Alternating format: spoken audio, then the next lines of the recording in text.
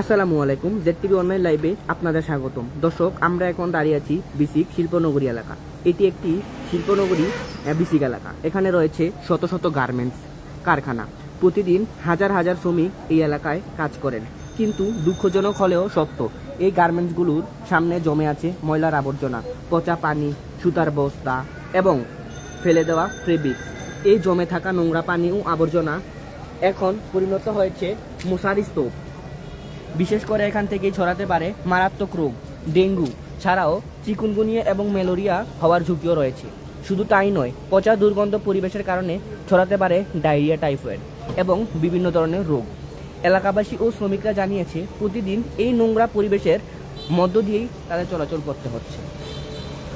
এতে করে স্বাস্থ্য ঝুঁকি এবং বাড়ছেই, পাশাপাশি কাজের পরিবেশও হয়ে উঠছে অস্বাস্থ্যকর ও বিপজ্জনক। এই বিষয়ে সংশ্লিষ্ট